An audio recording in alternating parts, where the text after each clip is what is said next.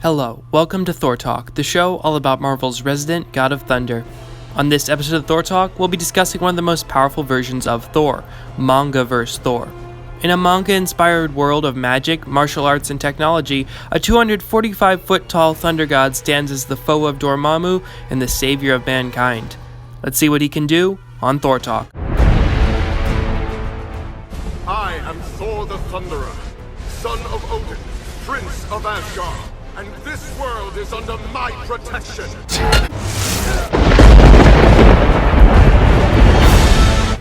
The Marvel Mangaverse was a universe where the Marvel heroes were depicted in a manga-like style.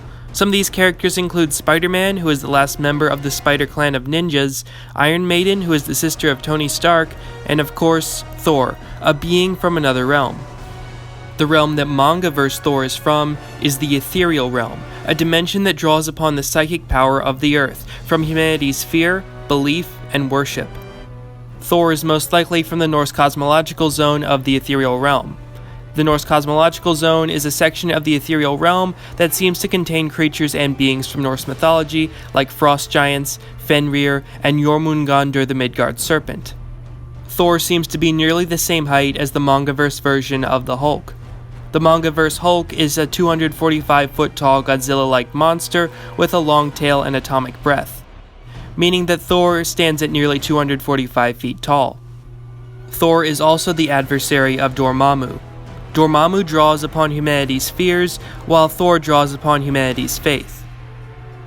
Mangaverse Thor's first and only appearance was in Marvel Mangaverse Eternity Twilight. When Bruce Banner discovered what he believed to be the negative zone, another dimension containing vast amounts of energy, he built an energy well to harvest this energy. However, what Banner believed to be the negative zone was actually the Ethereal realm, and Banner accidentally summoned the Hulk from the Ethereal realm. The heroes of Earth stood no chance against the Hulk. The Avengers, the X-Men, and the Fantastic Four couldn't even make the Hulk flinch. During the chaos of their battle, Baron Strucker reached the energy well and summoned another being from the Ethereal realm, Dormammu. The Hulk is revealed to be a servant of Dormammu, and they intend to conquer the Earth. Doctor Strange then arrives and kills Baron Strucker, but the heroes are still ridiculously outmatched by the two ethereal beings. It is when Bruce Banner sees that Iron Maiden is mortally wounded that Doctor Strange realizes that Banner's exposure to gamma radiation and the negative zone has allowed him to summon beings like the Hulk from the ethereal realm. Doctor Strange tells Banner that he can summon the gods themselves if he chooses to do so, and he does. At long last, I have been summoned to Midgard to do battle, for I am the mighty Thor! The Thunder God has arrived. Dormammu is impressed by his entrance, but reminds Thor that he is vulnerable on this plane of existence, and he commands the Hulk to smash him. The Thunder God stands tall enough to look the Hulk in the eye, and is unafraid. Have at thee, monster! You are no match for my Uru hammer Mjolnir! And so, with one blow, the Hulk is felled. Dormammu decides to finish things himself as he attacks Thor. Doctor Strange realizes that Thor is losing, as Dormammu is powered by all the hatred and fear of the world. But then, Thor is bolstered by new strength. Strange realizes that while Dormammu feeds on mankind's fear, Thor feeds on mankind's faith.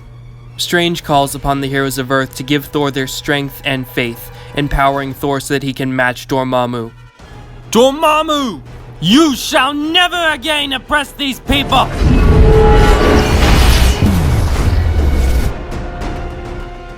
And with one throw of Mjolnir, Dormammu is vanquished. Thor leaves with parting words for Bruce Banner. Mortal, my task is completed. You have done well. Thor ascends to the ethereal realm, leaving the world of man until he is needed again.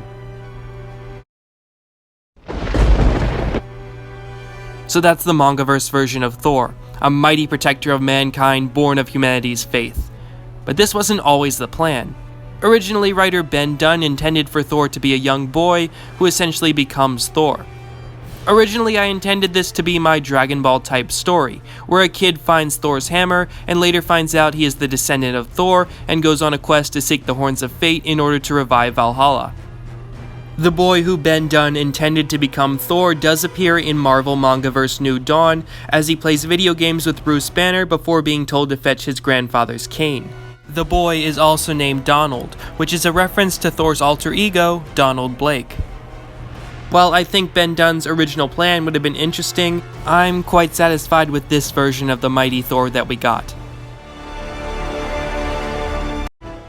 Well, that's all for this episode of Thor Talk. If you want to keep up with and support Thor Talk, you can do so by simply subscribing. Once again, I'd like to formally state that all art and video is owned by its respected companies and I own none of it. With that said, see you next time on Thor Talk, where... You'll be holding